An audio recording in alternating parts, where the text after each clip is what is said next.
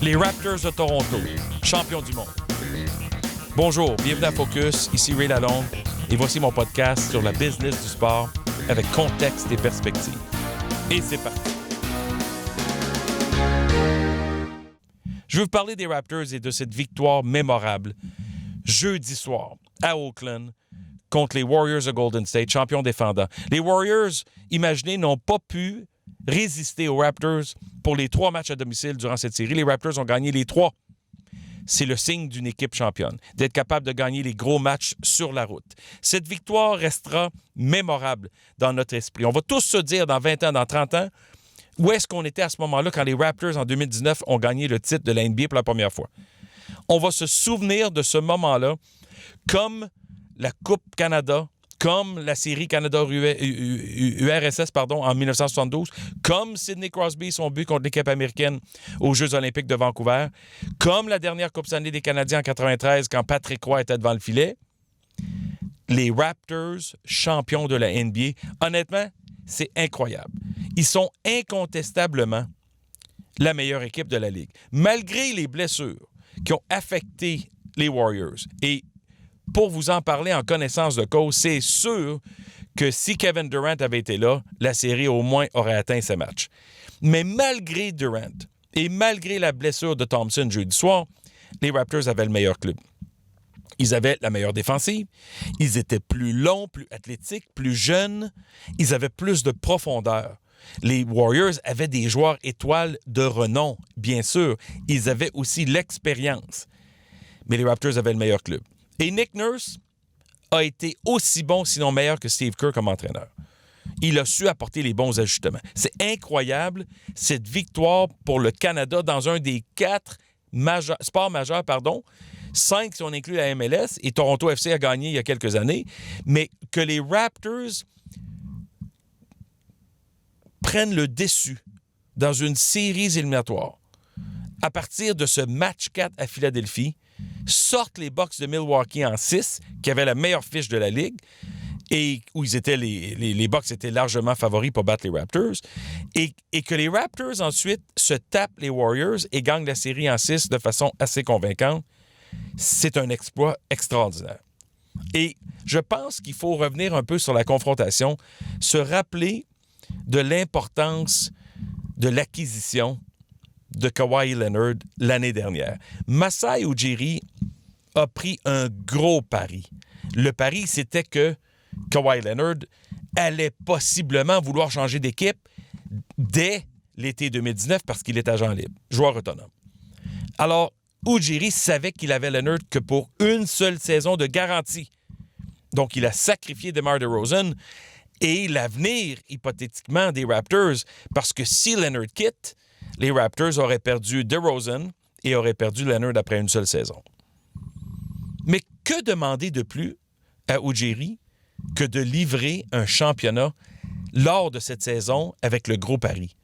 Que demander de plus à Kawhi Leonard? Il est venu à Toronto, il a livré le championnat. Tant qu'à moi, c'est sûr qu'on le veut à Toronto. C'est sûr que le Canada a besoin de Kawhi Leonard. C'est sûr qu'avec lui, à 27 ans, déjà multiple champion de la NBA, 2 fois le joueur le plus utile à son équipe en finale de la NBA ou en séries éliminatoires, Leonard a un avenir incroyable devant lui. On a tous douté l'an dernier parce qu'il avait raté avec San Antonio 73 des 82 matchs de la saison. Cette année, on s'est dit, on va le traiter aux petits oignons. On va faire une gestion de son temps. On appelle ça load management en anglais. Il n'a joué que 60 matchs et les Raptors ont quand même gagné 58 matchs cette saison. Et sans lui, ils avaient une fiche de 17-5. Les Raptors avaient toute une équipe. Mais l'an prochain, Leonard va jouer probablement la plupart des matchs. Cette année, on devait y aller avec un peu de dosage. Une certaine forme de réhabilitation graduelle. Ça a porté fruit. Il faut rendre hommage à Nick Nurse, à Masai Ujiri, à tout le personnel autour des Raptors qui ont bien géré le retour en pleine action de Kawhi Leonard. Si Leonard quitte, honnêtement, on ne pourra que lui dire merci. Parce qu'il était venu ici pour aspirer au titre, pour emmener les Raptors à un niveau encore plus élevé qu'ils avaient atteint dans les dernières années. Ils avaient besoin d'une coche de plus, une marche de plus sur l'escalier jusqu'au podium. et jusqu'au numéro 1. Et c'est fait. Alors, même s'il quitte pour les Clippers, ce qui est possible, à la fin, que demander de plus à Kawhi Leonard? Parce que si toutes les équipes gagnent un championnat, tour à tour, ben on va en gagner un tous les 30 ans. Alors, les Raptors ont eu leur tour. Il y a encore beaucoup d'équipes qui n'ont jamais gagné un championnat de la NBA. Ils essaient à chaque année. Et comment ils vont faire, eux, pour répliquer le modèle, la potion magique des Raptors de Toronto? Parce que dans cette recette de succès-là, il y a plusieurs ingrédients. C'est sûr qu'une gestion serrée de l'équipe, une équipe gagnante, un joueur étoile, vedette interplanétaire en Kawhi Leonard, des joueurs de soutien extraordinaires comme Lowry, comme Siakam, comme VanVleet qui n'avait même pas été repêché. Les Raptors n'ont pas un paquet de premiers choix, là. Leonard avait été choisi par les Pacers d'Indiana et le jour du repêchage, les Spurs sont allés le subtiliser aux Pacers et il est devenu une étoile à San Antonio, mais caché. Pascal Siakam, c'est un talent qu'il devait développer à long terme. Kyle Lowry, ça a toujours été un négligé. Serge Ibaka avait été un peu rejeté. Il avait déjà été en finale de conférence avec le Thunder d'Oklahoma City. Il avait joué avec Kevin Durant.